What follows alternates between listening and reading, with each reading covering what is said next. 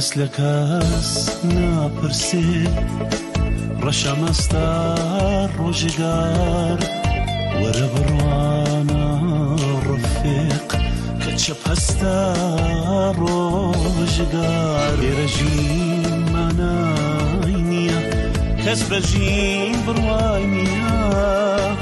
هەمووان مەرگە بووقین لێرە هەر مردن ئەژین لێرە لە جیاتی ژیان دێت بەرەو پیری نەمان لێرە لە جیاتی هەبوون دێتە پێشوازی نەبوون لێرە ڕۆیا قەدەغا شێر و خونیا قەدەغا دڵ و بەران و نەفەس هەموو لێرە قەدەغا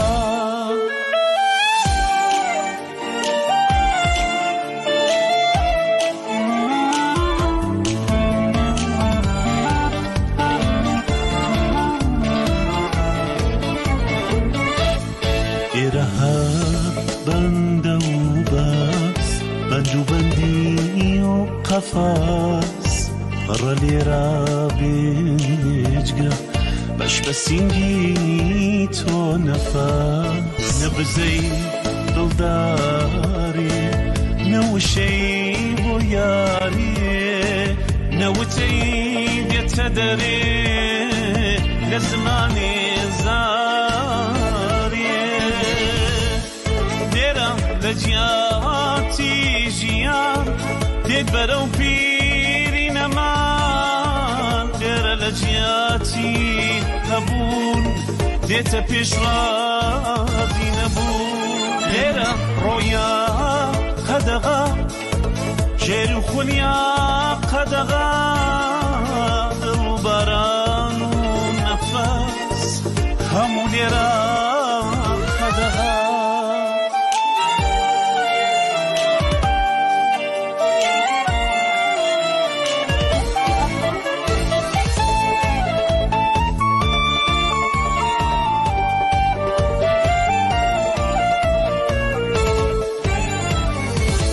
داد کە هەر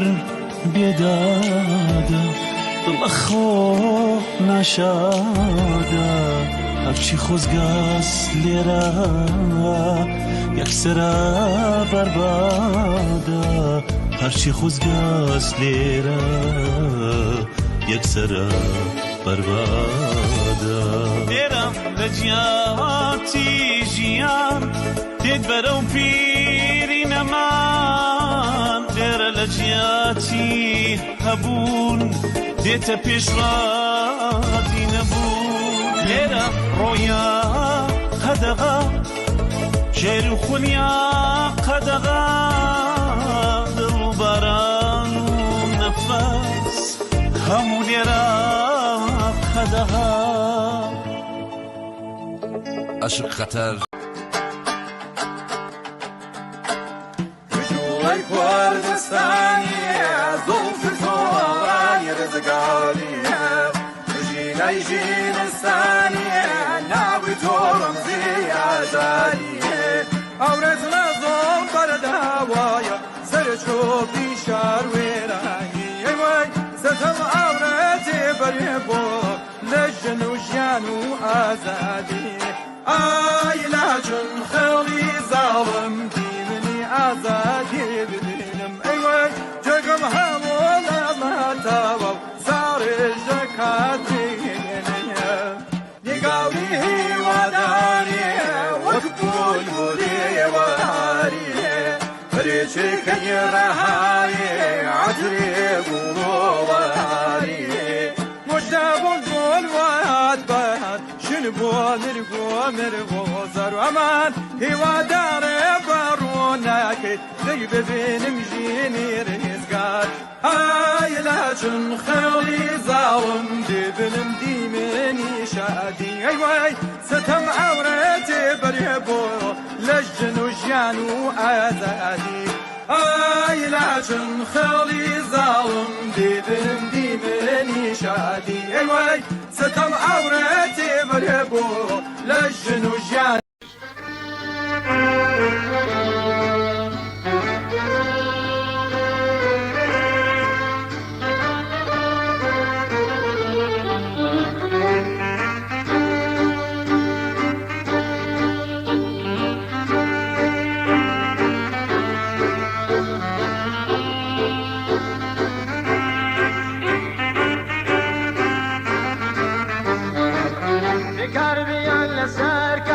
هارمیا خلوشا ببرسیان بتیری بیرن نتیجتی ببرسیان بتیری بیرن نتیجتی یگر تو ایلا بیبی حتا هز زیادی یگر تو ایلا بیبی حتا هز زیادی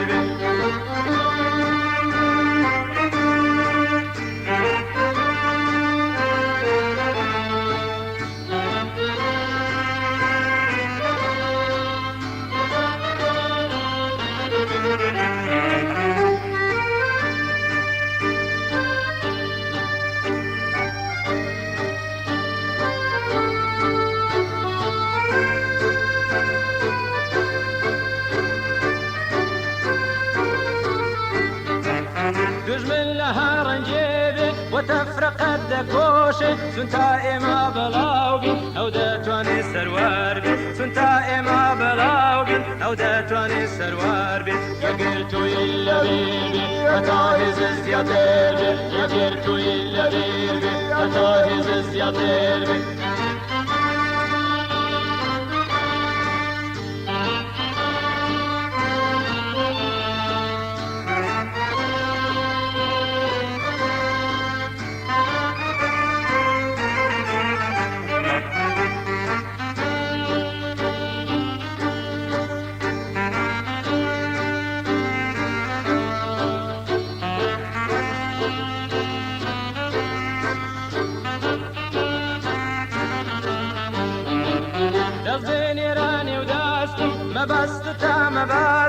وشار بتاو هلينا برزقاري ببينا وشار بتاو هلينا برزقاري ببينا يقرتو إلا بيبي أتاهز الزياديبي يقرتو إلا بيبي أتاهز الزياديبي يقرتو إلا بيبي أتاهز الزياديبي يقرتو إلا بيبي أتاهز الزياديبي بینەرانی خۆشەویستی بەرنامەکانی تەلەڤیزیۆنی کۆمەڵە سڵاو ئەم کاتتان باش. خۆشحاڵم کە لە یەکێکی تر لە بەرنامەکانی ڕاستەوخۆ لە تەلەڤیزیۆنی کۆمەڵە و دینە ماڵیەوەی خۆشەویست. ئازیزان، بۆ هەمومان دیارە کە کۆمەڵانی خەڵک لە وڵاتی ئێمە بە قۆناغێکی زۆر هەستیاردا تێپەڕن و لە شەڕێکی دەستە و یەخەدان لەگەڵ نظامێک بەناو ڕژیمی کۆماری ئیسلامی کە بێجگە لە بێبەزەیی بوون، بێجگە لە هەڕەشەکردن لە ژیانی خەڵک، بێجگە لە قەلعوکەمکردنی کۆمەڵانی خەڵکی ناڕازی بە درێژایی 43 ساڵی تەمەنی خۆی هیچ کارنامەیەکی تری نییە. ڕژێمێکە کە بە دەستبردن بۆ دوایین پاروەکانی سەر سفرەی خەڵکی کرێکار و کەم دەرامەد ویستوویەکە ئەنواع وەقسام تەشکیلاتگەلی تێرۆریستی لە وڵاتگەلی جۆربەجۆر سازمان بدات. هەوڵی داوە شەڕەکانی خۆی بهێنێ لە دەرەوەی مەرزەکانی بە قەوڵی خۆیان بکەن و بەهای هەموو ئەمانە ئەم ترانزیتی تێرۆریزمە، ئەم بەسڵا خستنە پراوێزی وڵاتێکی دەوڵەمەند و وڵاتێکی پڕ لە بەها بۆ ژیانێکی ئاسایی و بۆ ژیانێکی پڕ لە بەختەوەری بۆ خەڵک وا لێ کردووە کە ئارەقی ناوچاوانی کرێکاران بگرا هەتاکو و هێزی بازووی هەموو ئەو کەسانەی کە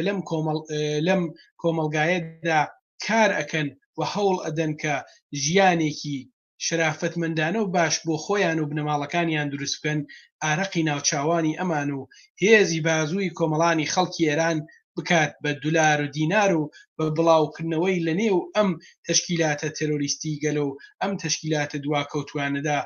دواکەوتوانەگەلەدا لە سەر تاسەری جیهان کەڵک لێوەربگرێ.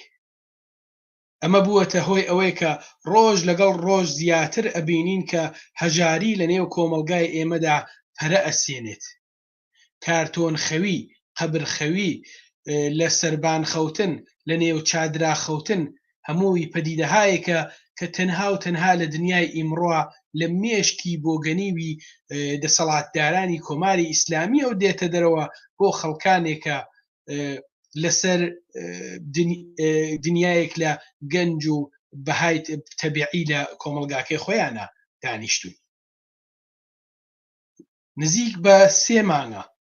کۆمەڵانی خەڵک لە ئێران ڕژاونەتە سەر شەقامەکان و لە ژێر دروشمی ژنجیان ئازادی و ڕووخانی کۆماری ئیسلامیدا هەتاکو ئێستا بەردەوامن و ئەبینین کە هیچ سەری سازشێکیان لەگەڵ ئەم ڕژیمە نییە. ڕژیمی کۆماری ئیسلامی هەر لە سەرەتاوە بە کەڵکوەرگرتن لە ساچمە و بە کەڵکوەرگرتن لە گولەی پلاستیکی دەستی پێکرد و ئێستا بەهێنانی دۆشکە و بەهێنانی تانک و تۆپ و بە موشکبارانکردنی مەقەڕاتی ئۆپۆزیسیۆنی خەڵکی کوردستان لە هەرێمی کوردستانیش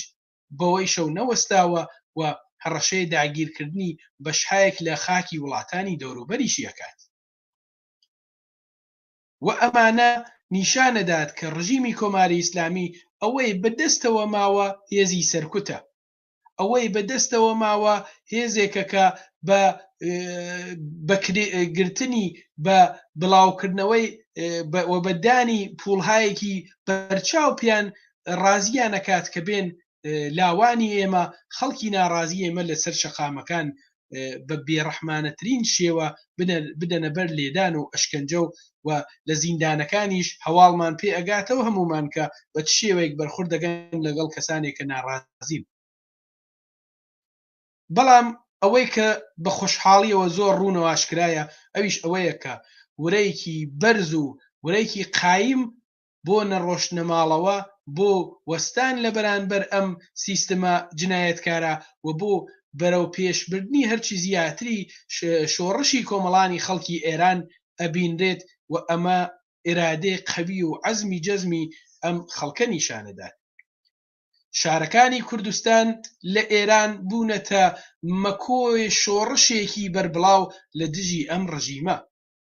ڕۆژ نیە لە گۆشەیەک و ڕۆژ نییە لە چەندین شاری کوردستان هەواڵمان پێ نەگات کە خەڵک بەهاتنە سەر شەقامەکان لەگەڵ ئەم ڕژیمە و لەگەڵ ئەم دەسەڵاتە داپڵۆسێنەرە بە دەستی خاڵی واردی شەڕێکی تەواو عەیار دەبن کە بەداخەوە کۆمەڵی گیانبەخت کردووی لێکەوتووەتەوە. لێرەوە و لەم بەرنامەیەوە سەر و ڕێزنەوازشتا دەنوێنین بۆ هەموو گیانبەخت کردووان و هیوامان ئەوەیە کە بە خەباتی بێوەچانی هەمومان بتوانین سەرجەم ئەو کەسانەی کە لە ژێر ناوی جۆربەجۆرە گیراون و ڕەوانەی زیندان و بازداشتگاکانی دەم و دەستگا ئیطلاعاتی و جاسووسیەکانی ڕژیم کراون ئازاد بن. بۆ قسە و باس لەسەر قۆناغەکانی شۆڕشی ئەم جارە لەم ڕۆژانە لە ئەمڕۆدا و کەڵکوەرگرتن لە کۆمەڵێک ئەزمون و تەجروبە لەلایەن کەسانێکە و کە خۆیان سەردەمانێک و جز و شۆڕشگێرترینی ئینسانی نێو کۆمەلگای ئێمە بوون، کۆمەلگا بە باشی ئەیان ناسێ، گوێ لە قسەیان گرتووە و ئاشنایی کامڵی لەگەڵ قسە و باسی ئەوان هەیە. لە بەرنامەی ئەم جارەماندا داوام کردووە لە هاوڕێ یوسفی ئەردەڵان کە بەشداری ئەم بەرنامەیە بێت، دیارە معرفیکردنی کاک یوسف بۆ من لەوانەیە کارێکی دژوار بێت بەهۆی ئەوەی کە ئێوە خۆتان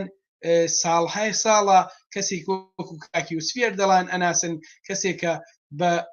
درێژایی 43 ساڵی عمری کۆماری ئیسلامی بە بەردەوام لە خەباتێکی بێوەچانە بووە بۆ چەسپاندنی ئەو داوا و مافانەی کە کۆمەڵانی خەڵکی کوردستان و ئێرانیش هەیەە و ئەیانەوێت بەدەستی بێنن. لە سەرەتا بەر لەوەی بڕۆمە سەر یارەکانم پێم خۆشە بە خێراتیکەم لە میوانی خۆشەویستی بەرنامەم کاک یوسفی ئەردەڵان کاتی کێشاو لەم بەرنامە لەگەڵم بەشدار بووە و ئەگەر سەرەتا خۆی ڕوو بە کۆمەڵانی خەڵکی کوردستان سۆباسێکی هەیە پێم گوێمان لێ بێت و دواترا من ئەڕۆم ئەو شتانەیە کە وەکو پرسیار کاک یوسفیان زۆر زۆر بەخێر بیزین کۆمەڵ قبوڵ کرد و لە خزمەتتاین.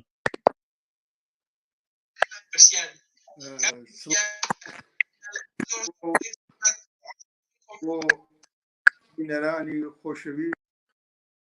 بابچەکەی نامێ بێژم بە خۆش معرەفیەکەمەوە فقط شتێکی لێ زیاد بکەم ئەوەی کە من وەکو تاکێک لە سەرەتای ژیانمەوە هەتاکو ئیسا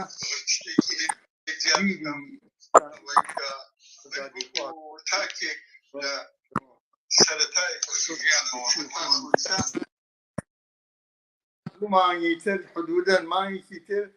60 ساڵ ئەوەڵین بازداشتم لە زەمان چاواکە یعنی ساڵی 42 ئەوەڵین بازداشتم بوو لە کە چاواک پێکاتبوو ئەمن مەزۆم ئیتر هەر ئەوە دەرەجەی بووە 6 لە زمانی شا بووە و لە زمانی ئیتر جمهوری ئیسلامی ئیتر خۆتانزان تێکەڵ هەموو شتێک تەک ئێوە جەماوەر خۆشەویستە بوومەوە حتاکە ئیسەیش هەرچەند دوور کەوتومەتەوە لە نظر جغرافیایی بەڵام تەنیا ناژم دڵم لەگەڵتانەوە بەڵکو هەر بەڕاستی لە نظر جغرافیایی جۆ کەوتووە یەکێک لە دەسماتۆ کردومە دەرهەر زانینی هیگەرنیە وەزەس ئەوەی گەرتمە ئیمڕۆ باسی ئەوە لە سەرتاوە باسی بکەم من دایسە ئەم ئاخێزە کە دەستی پێکردووە ئەم سەر هەڵدانە کە دەستی پێکردووە سێهەمین تەغیرێکە کە ئەیبینم بە چاو ئەیبینم هەروە ئاماژەم کرد لە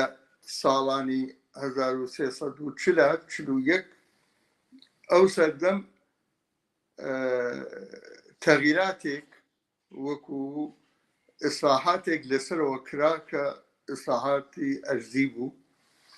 وەێ بەهۆی ئەوەوە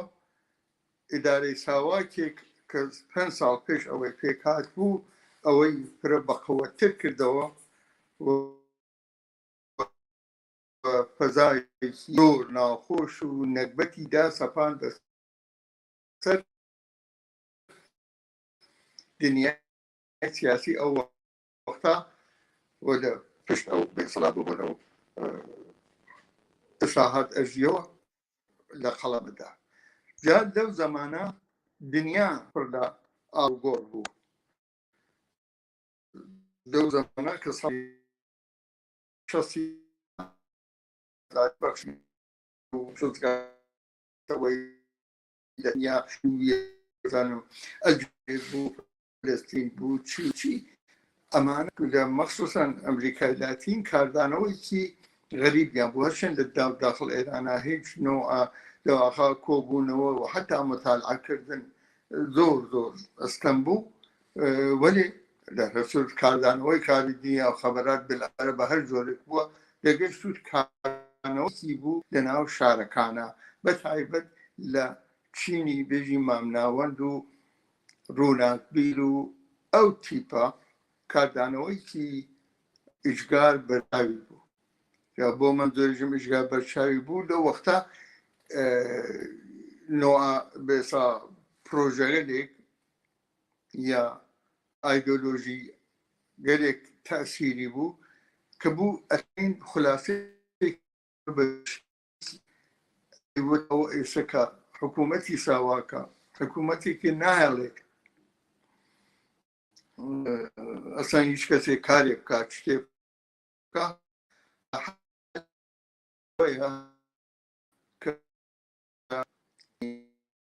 مەخەتی لەوەخا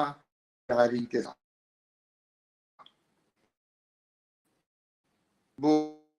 چەندە لەوکێک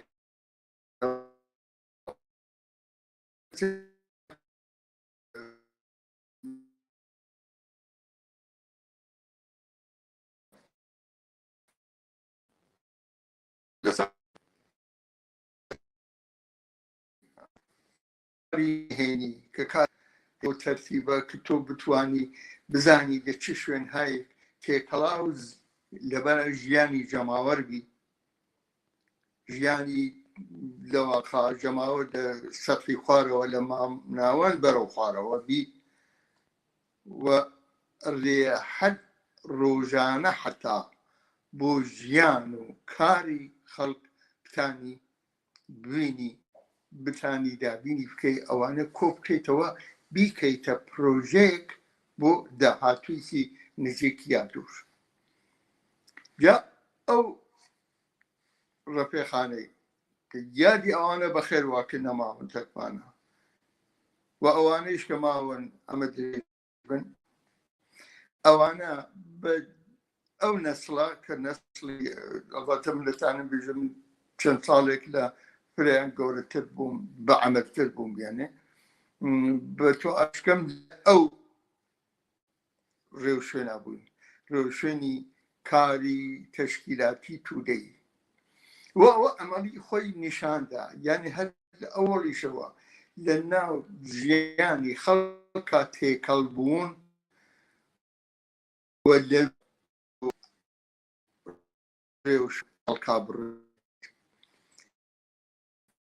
بۆ سەردەما ئابوو لە سەرەتا نمونەهای ئەژمدەوە هەردوو جێهەتێک کە کاری داخابی شاری مەزەری بوو تۆپار و ئەوە وەکو ئەمریکای لاتین و مەخصوصاً کاریزمایەک وەکو گوارا تاسیری عەجایبی لەو زەمانە بوو وسانی تریشتە بوو میدە بوو پاشای لەمو ئەوە تاس خۆیان جەماوەرا منزوم مۆسە ئەو ئاڵوگۆڕەی ئەو وەختەم دیوە وەدەسەر ئەوەی لە ئەم ڕێوشوێنی تەشکیلاتی توودەی بوو گشتی لەسەر ئەوە بوو لەبەر جەماعەکان لە ناو ئەچوون بۆ کارخانەکان و بێسا شوێنی کرێکاری لە من مەخصوصاً کوردستانە زۆربەی و ئەوانە بەڵام زۆربەی گەشت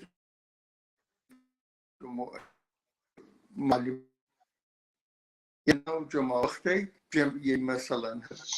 حکومەتی شاری سنە کە لەکەم حدود 40-50 دیەتن ئەسەن 40-50 نەبوو ساڵی 57 تازە حدود 70,000 نەفەر بوو ئیشە 500 یعنی فەرقەکەی زۆر زۆرە و زۆربەی بەدە ئیساعات ئەرزی و حتا لە دەوران ئیساعات ئەرزی و حتاکە ساڵانی 50 تێغادی شارەکان یعنی حدود 80% ئەو وەختە لە دێهاتا بوون وردە وردە هاتن بەرەو شار و ئەو وەختەی معلم بوون لە دێهەیانی تەک تەواو ئەو چی توێژە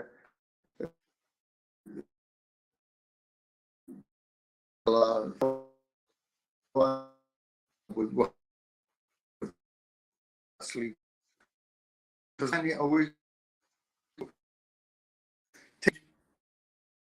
بکەی ئەو شوێنی سیاداتەوە شوێنی سیاسی جا ئەرزانەکەم یەک وەختیش هەتا بگێتە حەدی پێشوەرگایتیش بەڵام حتاکە ئەو وەختەی ئەم بەسا تێکبوون خەڵکە ئەسڵ و ئەساسی مەبدەی فعالیەت بوو یا ئەو شوێنەکانی تر ئەوەکانی تر بەڕۆ مثال لێ بەمەوە کە ئەرزم کردەوە 60 ساڵە اتفاقاً ئەو ئیتر فرصت و شانسی ئەوم ئیتر بەم دەست ساڵی چلەوە من کە تێکەڵاوی کاری لەوە خاڵی بووم چەندی جار 6 جار زیندان بوو ئەمانە ئەو توێژ و تەغییراتمە بە چاو خۆم دیوە کە لە هەر ئەو ساڵانی چ تازە حزبێکی ئیسلامی تازە ئیسلامی نەتەوەیی بوو ڕاکبیری ئیسلامی ئازادی کۆمە ئازەکان هاتوونە وردە وردە کە بەرەو پێش ئەچوین لەناو ئەو ئازادیە هات بۆ لەناو ساڵاو مەشی دەواقەکانەوە مەشی چریکی گەشەی کرد بوو ئەو گەشەکردیشە ڕاکەی بڕوای من مەسئلە کاردانەوەی هەر ئەو کارە ساکانە بوو ئەکەدا دنیا بوو وەکێ وەکسێوە انقلابی ڤیێتنام یعنی مبارزەی ئیستعماری ڤیێتنام سەرکەوتی تۆتیک و تەواوی ئەوانە تەسیریان یعنی قسەکردنی ڕاستەوخۆ لە ناو بێژین خۆڵقاوی ژیانی جەماوە لە ئێران هەبێ بەڵام تاسیری خۆی باشتان نەبوو مەسەڵەن عملیاتێکرا بۆ تەسیر لەواخازانی مەشی چریکی لە گەرێکیان بۆ عملیاتێک بکەن وەلا عملیاتەکە نەکرا هێشتا پایگایاندانەنا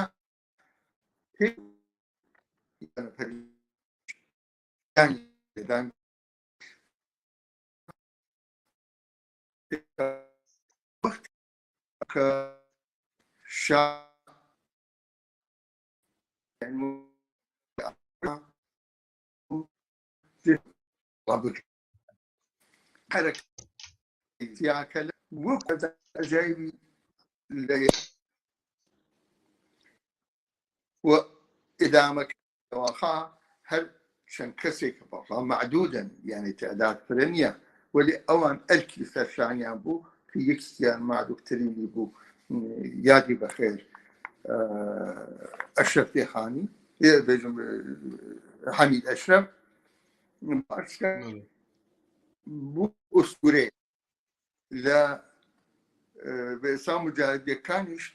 هل تمارين أو سردما أوابو كتمارين برجو بقى زادي بخشو بلو ري راديكاليزمي تشربو فلسطين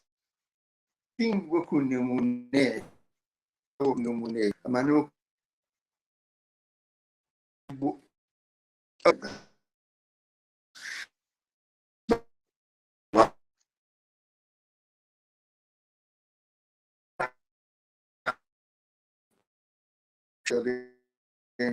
مسلحاني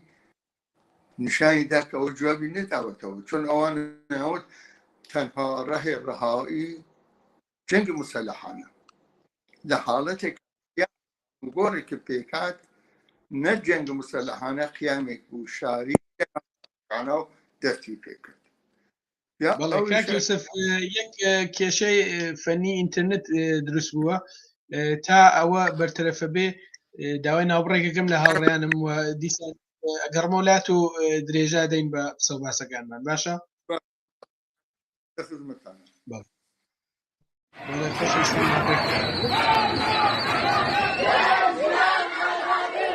اینجا کردستان است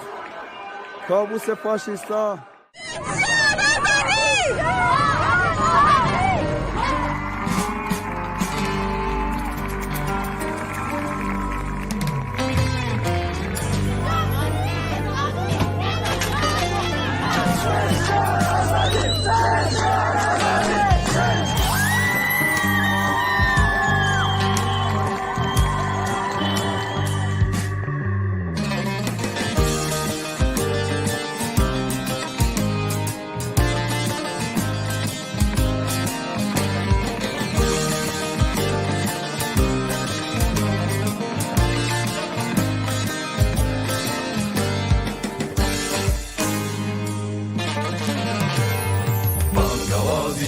شێکە ئەی هەموو جیهان ڕێگە خۆشکەر بۆ خەباتی ئازادی ئینسان بانگەوازی شۆڕشێکە ئەی هەموو جیهان ڕێگە خۆشکەر بۆ خەباتی ئازادی ئینسان شۆڕشێکە بە پێشەنگی ژنانی نیشتەمان با مستۆگەر بێ سەربەستی حورمەتی ژیان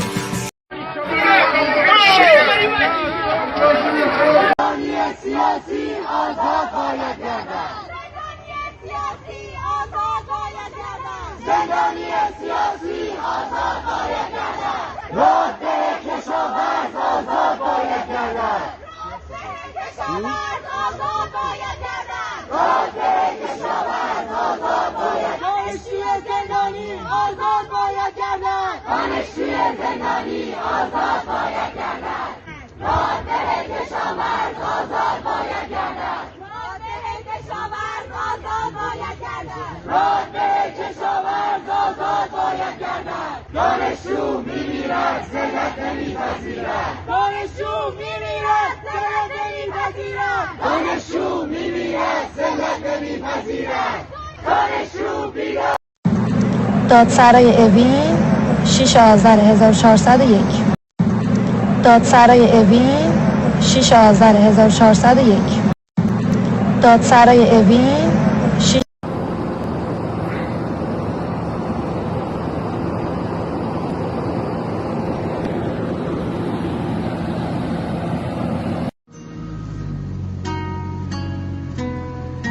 فاصله میگیری ازم اما نمیتونی بری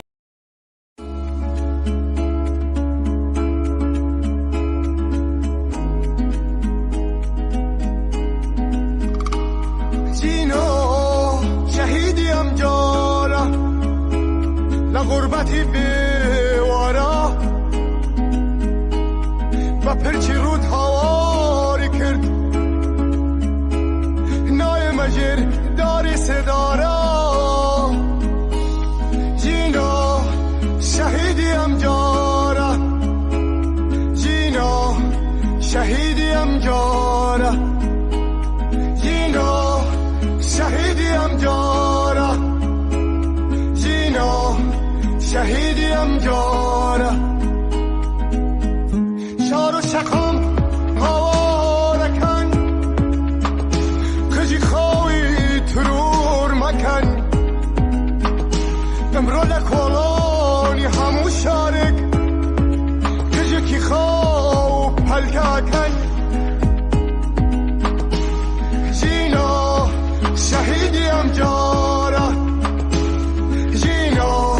شهیدیم جارا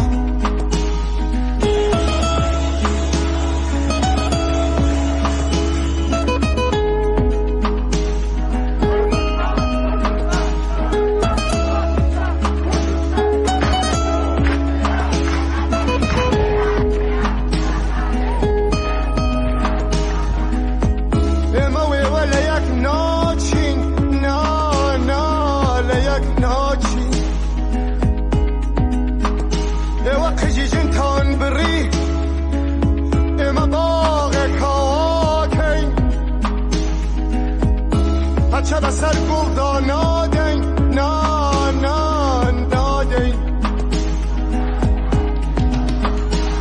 جینا شهیدیم جارا جینا شهیدیم جارا جینا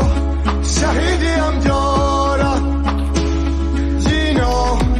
شهیدیم جارا جینو شیان آزادی خیابانی هجاندوا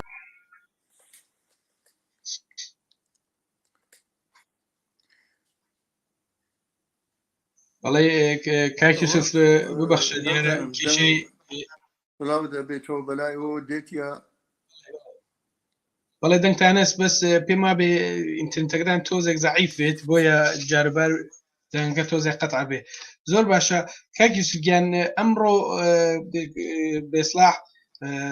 اعتسابی ڕاندەگان کامیۆن بوو لە بەشێک لە شارەکانە بەڕێوە چوو و راپۆرتەکانیمان بینی بەداخەوە من دەنگیەوە نابین بەڵام پێم وایە ئەتوانم قسە بکەم ئێدامە بەم ئێستا دەنگمان بیستن کاکی ئەتوانم ئێدامە بەم بە ئیشارەیەک بێژن چۆن من دەنگیەوە نابیستم ئەگەر ئێلبێ چۆن ئەزانم لەکوێنەوە قەت بوو لە قیامەوە بوو کەم دەورانێکی تر بوو زۆری فەرق بوو سەرجەرانەکە پێش و فرشتی نیشاندا ئەوەی نیشاندا کە هێزی جەماوەریە ئەو هێزە جەماوەریە جا بەداخەوە لەم دەورانەوە کە ئەوەی کە هەڵ و گۆڕ هاتە بەرەو سیاسەتهای خارجیش هاتنە مەیدان و دوای ڕووخانی شاکرد ئەواخر و ئۆخری حکوومەتەکەی بوو لەواقع تووشی بۆحران بوو هەر وەک ئێستا چۆن ئەو حکوومەت تووشی بۆحرانە ئەویش ئەو وەختیشە بە شەشنێکی تر هەر لەو حاڵەتا بوو چ لەباری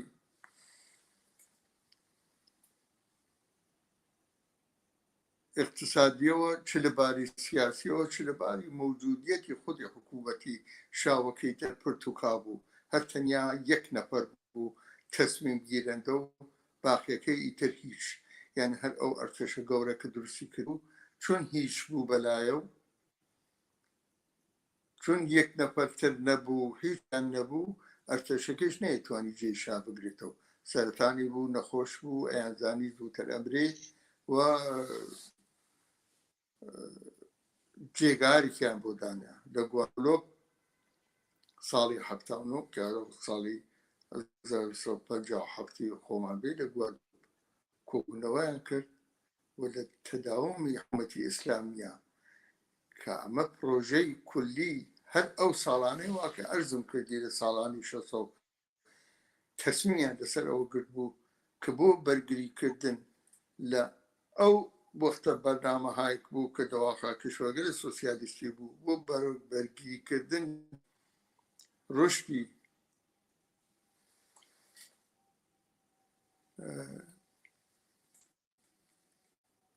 انقلاب بهترین و باشترینیان کاراترینیان هەر ئەم حرەکەت و جەریانی مەذهبیە تەشخیصدا بوو، چون تەجربەیان زۆر بوولەوە ئەوە تاریخچەی خۆی هەست ئەکرێت لەسەری قسە بکرێت یا بۆ ئەوەی بوو خومینی یان هاوەرد بەر ئەساس تەشکیلات چون ئەوەتە هیچ تەشکیلاتێک نەبوو گشتی لە زمانی شار دەستگیر و ئەوانە کرابوون یانی تەشکیلاتی چەپێژن کە کارایی و لیاقەتی ئەوانە بوو ئیدامەی ئینقلاب بن، بەڵام تەشکیلاتێکتر هەبوو کە نەدەبینرا بەڵام مۆجودیەتێکی عەزیمی بوو، ئەویش تەشکیلاتی حەقی ئیمامبگیری حەوزەی عیلمی قۆم بوو 300 ساڵ زیاتر بوو لە زمانی سەفەوی و حتاکە ئەم وەختە حکوومەتی کرد بوو و تەشکیلاتێکی منسەجمی متەمەرکزی بوو لە مەرجای تەقلەوە تا ئەوە بوو کە بێواشکەم وەختارێکە ئەو تەشکیلاتە بوو بە سیاسی ئیتر کەس دەرەختی نهات. تەنیا شوێنێک لەو ئێرانە منتەقەیەک بوو کە ئیسلامی سیاسی بەسەر یازاڵ نەبوو و ئەویش نەتیجەی شۆڕش و ئیدامەی شۆڕش و ژیانی سیاسیان لە ساڵیانی ساڵە بەدەستێ بوو، ئەو تەنیا شانسیە بوو و ئەو شانسە زۆری کۆمەک کرد، ئەوەی کۆمەک کرد کە جوانەکان ئەوانەوە کەی دڵیان ئیتر ئارەزوویان ڕزگاری و خۆشبەختی خەڵکە بتان بێنە مەیدان و ئەوە بوو کە ئەرزم کردی ئەو جوانێدا واکەی لە 10 ساڵی پێش ئەوە هەوڵیاندا بوو تێکەڵ ژیانی خەڵک بن یا ئەوانەی کە لە زیندانە خۆڕاگر بوون و بە سەرپەرازیەوە هاتوونە دەرێ ئەوانە توانیان چون خەڵکەکە قبولیان بوو ئیسلامی سیاسی بەسەر یازاڵ نەبوو لە نەتیجە ئەکرا ئیدامەی قیامە لە کوردەواریە ببینین و چون ئازادی خواز بوون معلومە لە داوخوازیەکان و داوخوازی مهمی کیش بوو مەسەلەی حەلی مەسەلەی نەتەوەیی بوو وەلێ بەتەوەر کولی ئازادی خوازیە کەس کە ئەو شعارە یا ئەو بێسارزیە دانیەوە لە ئەوڵەوە مەسئلەی ئەساسیەکە ئیدامەی ئینقلاب و دابینکردن ئینقلابی بوو کە بە جۆرگەل مختلف ئیدارەکردن خۆمان بەدەست خۆمان بوو لەو وەختەی مەسەلەن ئیداری شارەکان بوو شەورای مەحەلەکان پێکات شەورای مەحەلەکان هیچ نەبوو غێر ئەز دەقیقەن ڕەوت و مەسئلەیەکی منطقی بۆ ئەوە هەر کەسێ ئەخە مەحەلەی خۆی خاستە ناسە ئەو مەحەلەی لە بۆ وجود هاتبوون نینکە مەحەلەی قەدیمی وەلا قەدیم چواردانە مەحەلەی گەورە بوو یەکی ئاغا زەمان بوو لە شار سنەیژم وەکو تەجربەیە گەرمە دیگەرمەوە وەلی عمومیەتی هەست قانونمەندیەکەی عمومیەتی هەست چواردانە مەحەلەی تایبەتی بوو یەکی ئاغا زەمان بوو چوارباغ بوو جۆراوە بوو خەتارچیان بەڵام لەناو هەر ئەم مەحەلەگەلا هەر کامێکی کانگاگەلێ بۆ وجود هاتوو یعنی جوانەکان ئەو وەختە مزگەوتەکانیش وەکو هەموو شوێنێکی کوردستان مزگەوتە کوردستانە فقط جێ ئەوە نەبوو فقط بڕۆنەوەی خوێنن جێ کۆبوونەوەی خەڵکیش بوو هەموو مەراسەکانیان چون لەو زەمانە ساڵۆن و بەند و بسات دەبوو کە تۆ بڕی ئیجاری بکەی یا بیگری هەموو شوێنی کۆبوونەوە و ئەوانەی گشتی مزگەوتەکان لە نەتیجە لە مزگەوتەکانە جوانەکان ئەوانەی واکەی گەرەکیان بوو کارێک بکەن و کارێکیان لەدەست بێ کۆ دەبوونەوە مهمترین مەسەلە ئەوە بوو کە لەو شەرایەتە کە حکوومەت بەرەو پەشە دەچێ بۆ حفزی خۆیان مەسەڵەن نیگابانی شەوانە دابن جاشن گاوردنی شەوانە وەختە بۆ شۆرە مەحالەکان دانم وەلی خۆدا ئەو مەسەلە هەموو کارێکی خۆمان بەدەستیەوە بگرین ئەتوو بەرەو ئەوەی کە شۆرای مەحالێک شۆرای شارێ بۆ وجود بێ کە لە زەمانشان نەکرا قیام کرا دوای ئەوە وەلی بە تۆرکولی ئەو ناوەندەوە کە ئاش دەکەم لە منتەقەی بوو سێ ئوسانی ئەگەر دەبەت لە ئوسان دەبی بوو ئوسان کورسان بوو بەشێ لە ئوسان کرماشان بوو ئەمە گشتیان هاتوونە سەر ئەوە کە بێ حاکمیەتی جمهوری بێ حاکمیەتی ئیسلامی ژیان خۆیان بەدەستەوە بگرن هەر لە سەرتاوە کە ئێلام کریا ڕفراندۆم ئەرێ یانە کوردەواری ڕێی نەیدا و ئەو شانسە گەورەیە بەدەستاورد بوو جا منزوم ئەوەیە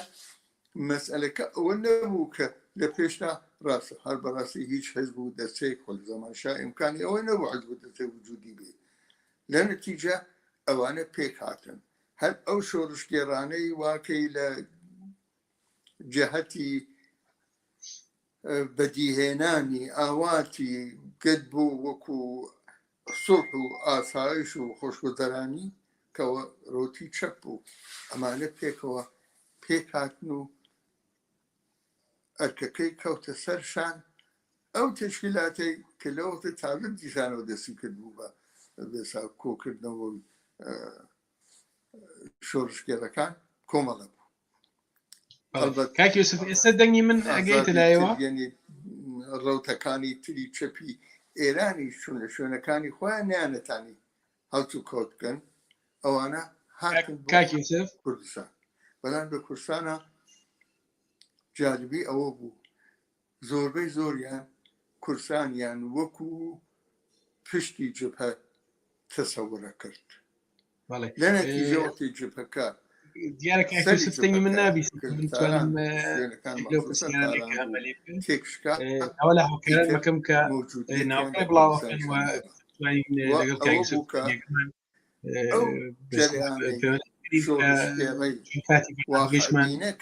بەدەستەوە نەماوە ئەوە لە هاوکاران مەکەم کە بڵاوکردنەوەی کلیپێک و پەیوەندی لەگەڵ کاکی یوسف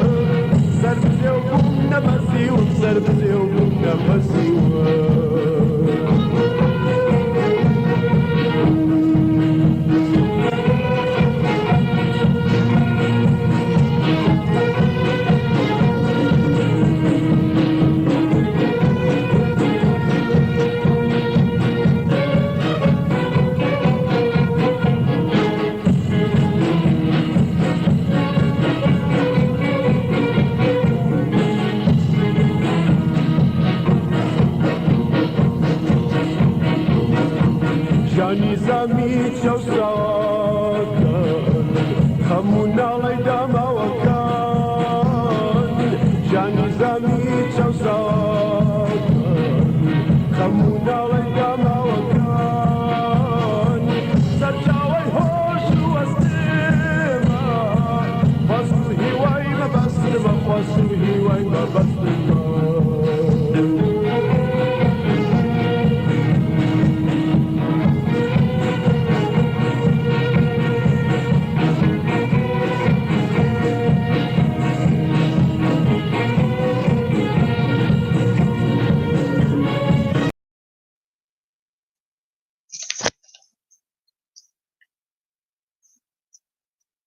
بەڵێ خۆشەویستان بەداخەوە بەهۆی کێشەیەکی فەنیەوە کە هەبوو کاکیوسف دەنگی منی نابیست و من نەمەتوانی پرسیارەکانم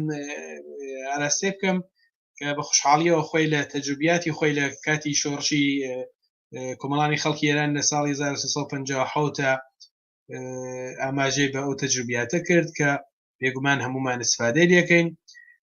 من هەوڵەدەم لە بەرنامەهای داهاتووە حتمما دیسان کاکیوسف بانکەمەوە بتوانین زۆرتر قسە بکەین. بەڵام بەداخەوە پەیوەندیەکەمان بۆ شێوە پچفا لەگەڵی و بەهۆی ئەوەی دەنگی ستودیۆ ناگەیشتە لای ئەو نەمانەتوانی بەرنامەکە بۆ شێوەیە ئەدامە بین. خۆشەویستان ئاگادارن کە فراخانی مانگرتنی ڕاندە کامیۆنەکان ئەمڕۆ یەکێ لە گەرمە هەواڵەکانی شۆڕشی کۆمەڵانی خەڵکی ئێران بوو کە داوای بوو لە هەموو ئەو ڕانندەی ماشین سەنگینگەلە کە مان بگرن و بەشدار بن لە هاوپشتیکردن لەگەڵ خەڵکی شۆڕشگێری شارەکانی ئێراندا. ئەمڕۆ لە بەشێک لە شارەکان وەک لە هەواڵەکانی شابیستوتانە ئەو مانگرتنە بەڕێوە چوو و ئێمە بۆیە هەمیشە هەموو ئەو کەسانەی کە بێسلاح لە وەها کاتێکی انقلابیە داوا لە ناوەندەکانی تەولی دەکەن لە سەنعەتی نەفتە و لە پترۆشیمیە و لە ئاهەناڵاتە و لە ماشیناڵاتە و لە سەنایعێکە و کە پێیان دەوترێ سەنایعی دایک سەنایعی گەورە ئەمانە داوایان لێکرێت کە مان بگرن. مانگرتنەکەی ئەوان پشتگیریکی زۆر گەورەیە بۆ سەرخستنی هەر شۆڕشێک لە هەر وڵاتێکە. ئێوە سیرکەن ئەم ڕژیمە دیکتاتۆرگەلە ئەم ڕژیمە بێسلاح جنایەت کارگەلە وەکو جمهوری ئیسلامی خۆ خەرج و هەزینەی ئەم هەموو هێزە سەرکوتگەرە کە ئەیهێنن بۆ سەرکوتکردنی خەڵک لەکوێوە هێنێ نەخۆ مەلا هیچ ناکە مەلا لە بێسلاح حەوزەکان و لە مزگەوتەکان و لە ناوەندەکانی کۆبوونەوەی مەلاکان دانیشن هیچ کارێ ناکەن هیچ حرەکەتێ ناکەن لە ئەمر تەولیدا هیچ نەخشێکیان نییە و لە واقعا بێخاسیەتترین مەوجودەکانی سەر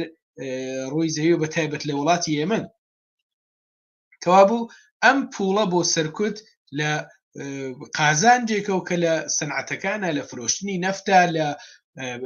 بێسلاح پترۆشیمیە لە هەناردەکردنی گازە و لە نوع ئەقسام سنایعی گەورە بووچکا بەدەستی تێرن و ئەم سوودگەلەکە بەدەستێرن خۆ بسپادەی لێکن لە شرایەتی گیوا کەیتر گەیشتووەتە گیانیان لە شرایەتی گیوا کەیتر هیچ ئاسوەیەک بۆ خۆیان نابینەوە هەوڵەدەن هەرچی زیاتر و قازانجە کۆکەنەوە لە دژی خەڵکی ناڕازی لە دژی خەڵکێکە هانە سەر شەقامەکان لە دژی جوانانی شۆڕشگێر استفادەی لێ بکەن ئەنواع و قسام لاتولوتی ناو بێسلاح ئەمانەی هەبوون کە هەمووتان ئەیان ناسن لە فەزا مەجازیەکانە کاریان بوو بە نەسیحەتکردنی خەڵکو و ئەوە ئاقڵبوون ئاوایە و گەورەبوون ئاوایە و نازانم ئەنواع قسام قسەیانەگەر بەڵام ئەمڕۆ خۆیان بووگن بە داردەسی سوپای پاسداران و داردەسی دام و دەستگای ئەتلاعاتی و داپرۆسێنەرەکانی ڕەژیم و بەم شێوە و بە پوڵێکە ئەچێتە دیفان ئەوانە و ئەنواع قسام جنایەت ئەکەن کەوابوو زۆر مهمە زۆر مهمە بۆمان کە هەموو ئەو کرێکارانەی کە لا ناوەندە سەنعەتیەکە گەورەکانە کار ئەکەن بە پەنادەسەکانیان بە هاوچارە نووسەکانیان بێژن کە ئەم ڕژیمە ئەگەر بێت و دەسەڵاتی زۆرتری بێ پوڵی زۆرتری بێ ئیمکاناتی زۆرتری بێ بێجگە لە قەتڵ عامی زیاتر خۆ لە شتێترا سەرفی ناکە یعنی سێرکەن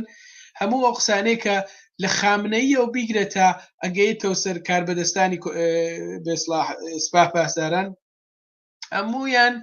یەک چت دەڵێن ناوەڕۆکی قسەکانیان یەک چتە گوێ لە هەڕەشەکانیان مەگرن فەقەت ترسە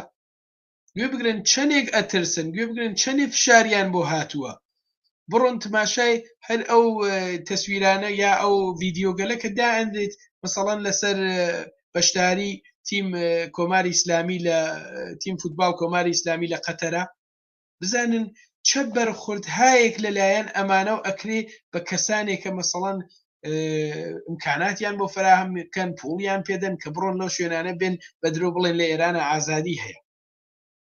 کابراتوە بەس چاوی و تۆزی لە لوتی دیار دەڵێ لە ئێرانە ئازادی هەیە. ئەگەر ئێمە بەمانگرتن، ئەگەر ئێمە بە ئاعتراز، ئەگەر ئێمە بە بەشداریکردن لە خۆپیشاندانەکانە، ئەگەر بە هاوپشتیکردن لەگەڵ بنەماڵی زیندانیانی سیاسیە، ئەگەر ماڵێک ڕۆڵێکیان لێگیرێ، کەسێکیان لێگیرێ و ڕەوانەی زیندانەکرێ، بڕۆین هاوپشتیان بکەین، مان بگرین لە ناوەندە سەنعەتیەکانە نەچینە سەرکار، قازانج بە گیفانی سەرمایەدارەکان کە سەروی هەمویان ڕژیمی کۆماری ئیسلامیە ڕەوان نەبینین و خەباتە یەکپارچەیە بەم خەباتە متحدە ئێمە توانین سەرکەوتوو بین و چۆک بە ڕژیمدا ببین. کەوابوو مانگرتن ئەهەمیەتێکی زۆر زۆر بەرچاوی هەیە لە سەرخستنی هەر ئینقلابێکە. ئەسڵ ئیعتساب مەدرسەی ئینقلابە، مەدرسەیە کە تێدا کرێکاران، خەڵکی ناڕازی، خەڵکی شۆڕشگێر هەمویان فێر ئەبن کە چۆن نقطە زەعفەکانی خەباتی خۆیان بناسن، بڕۆنە سوراخ کامە بەشهای ڕژیمەوە کە بتوانن فەلەجیکەن و لە ناوی بەرن، ڕەهبەران خۆیانی تیا دروستکەن.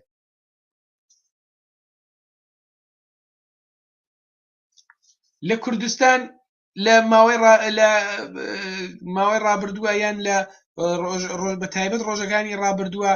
مەوجێکی عەزیمی گرتنی جوانان دەستی پێ کردووە. ڕژیم هەوڵەدا بڕواتە ناو ماڵەکانە و فەزای ڕوعب و وەحشەت دروستکات بە گرتنی جوانەکان، بە گرتنی خەڵکی ناڕازی و ڕەوانەکردنیان بۆ زیندانەکان هەوڵەدات کە بە هەر شێوەیە کە ئەوێ بەشکەم بتوانێت دەنگی ناڕازی خەڵکی کوردستان کە لە یەکەم ڕۆژی شۆڕشی ژیناوە هەتاکو ئێستا وچانیان نەداوە، هەتاکو ئێستا بەدانی گیانبەختکردوویکی بەرچاو بە ڕەوانەکردنی یان بە ڕۆشتنی جوانانێکی زۆر بۆ ناو زیندان و سیاچاڵەکانی ڕژیم و ڕۆشتە ژێر شکنجەیان، هەتاکو ئێستا ڕژیم نەیتوانیوە بچووکترین کاردانەوەی هەبێت لەسەر خەفەکردنی ئەترازاتی خەڵک. ئەمە ئەو دەرسەیە، ئەمە ئەو مەدرسەیە کە دەڵێ یەکپارچە بوونمان، هاواهەنگ بوونمان، متحد بوونمان کارێکە کات کە ڕژیم شکست بین و هیچی بۆ نەمێنێ بێت پەنا بوات بۆ گرتن گەنجەکانمان. ڕێگە نەدەین کە بۆ نمونە حێرشەکەنە سەر ماڵە هاوسایەکمان، دەبێت بڕۆین، دەبێت ئەو فەزایەکیان بۆ دروستکەین کە نەوێرن بە ڕەحەتی بێن لە مەحەلێکە 4 نەفەر کە لە بچەکەن بین. کەوابوو وتم ئەوەی کە ڕژیم هەوڵی بۆ دات، ئەوەی کە ڕژیم تەلاشی بۆ کات، فقط دروستکردن ئەو فەزای ڕۆ بۆ وەحشەتەیە کە هەمیشە شتیا شکستی خواردووە. کامە 43 ساڵە بەگرتنی جوانان و بەگرتنی خەڵکی کوردستان ڕژیم توانیوێ یەک هەنگاو بێتە پێشەوە کە ئەمڕۆ بتوانێ. ئەمڕۆ ورەی کۆمەلگای ئێمە ورەیەکی قایمە، ژنان و پیاوان و کچان و کوڕان و پیر و گەنج و سەیری ئەو دایکانەکەن چۆن تێنە سەر جادەکان، تەنیایان نەهێڵین. داوا بکەین لە شارەکانی تری ئێران هەر کامەمان لە هەر ڕێگەیەکترە و ئەتوانین داوایان لێ بکەین وەک چوو ئێمە و ئەوان هاوچارە نووسین لەگەڵ یەک ڕژیمی هار و درەندە ڕووبەڕووین، هەمومان دەبێ هاوپشتی یەک بکەین. خۆشبەختانە ئەو دروشمانەی کە ئێمە لە زاهدان، لە سیستان و بەلوچستان، لە کوردستان، لە تەبریز، لە قەزوین، لە تاران، لەو شوێنانەی بیسین، زۆر مژدەبەخشە بەوەیە کە ڕژیم نەیتوانیوە هیچ کاردانەوەیەک لەسەر ئیسلاح خۆیان ئەوە دابنێ کە لە زمان و ملیەت و ئەمانەی خەڵک استفادە بکات. من چەند شت هەیە لە کۆتایی بەرنامەکە پێم خۆشە بە کورتی ئاماژەی پێ بکەم کە هیوادارم جێگای سەرنج بێت. یەکەمیان چ لە ناوەوەی وڵات و چ لە دەرەوەی وڵات ڕژیم پەنای بردووە بۆ ئەو کەسانەی وا پێیان دەڵێ سەربازانی گومنامی ئیمام زەمان کە بێجگە لە خواردن و بێجگە لە دزین و بێجگە لە کۆکردنەوەی پارە و خوێنی خەڵکی ئێران هیچیان نەکردووە تایسە استفادەیان لێکات. وریابین لە خۆپیشاندانەکانمانە لە ناوەوەی وڵات، وریابین لە خۆپیشاندانەکانمانە لە دەرەوەی وڵات و ئەمانە بناسین و بیان ناسێنین بە خەڵک کە نەتوانن تەسیریان هەبێ. سیرکەن ڕژیم واحدی پێشمەرگە بێسلاح پێشمەرگەی تەقلبی سازمانە ڕواتە سەر خەڵک خەبەر هەیە مەسەڵەن ئەڕۆن لیباسی پێشمەرگانە دروستکەن بۆی کە بیکەنە بەر خەڵکو لە دژی خەڵکی تر بەکاری بێن کە بڵێنەوە خەڵکی کورد واکە زۆر وریابین ئیطلاع ڕسانی کەین هەرچەند خەڵک لە شارەکانی تر وریایی خۆیانیان هەیە شارەزایی خۆیانیان هەیە لەسەر ئەم کارانەی ڕژیم بەڵام کارکردن لەسەر ئەمانە زۆر زۆر مهمە و تەنانەت لە وڵاتیش ئەگەر لە خۆپیشاندانەکانە تەوەجۆتان کرد بێت کەسانێک هەن کە مەسەڵەن تێن ناو تەزاوراتەکانەوە نەڵین مەرگ بەر جمهوری ئیسلامی چتێتر بڵین زیندانیەکان ئازادکەن بڵین ئەمە بکەن بڵین ئەوە بکەن ئەمانە کەسانێکن کە ڕژیم ئاگاهانە هێناویانی تەشەکولیان پێ دروستەکە ئەیان نێنێتە ناو تەزاوراتەکانەوە ئێمە لێرا خۆمان ڕوبەڕووین لەگەڵ ئەو شتانە داوا لە هەموو ئەو کەسانەیە کە لە عەرسەی فعالیەتی دەرەوەی وڵاتە بەشدار ئەبن لە خۆپیشاندانەکانە ڕێگە نەدەن کە ئەمانە بیانەوێت عەرزەندام بکەن ڕێگە نەدەن کە ئەمانە بیانەوێت لە ژێر ناو گەل متەفاوتە لە نایاکەوە بیگرێتە تاکو ئەگەڕێتەوە سەر ئەنواع ئەقسام کونە جاسووسی کە لە وڵاتانە دروستیان کردووە ڕێگە نەدەین ئەمانە خۆیان نیشان بدەن و معرفیان کەین بە خەڵکۆ بە کۆمەلگا و بیان ناسین کە ئەمانە دفاع لە یەک سیستمی جنایەتکاری مشخصەکەن هاتینە کۆتایی بەرنامەکەمان و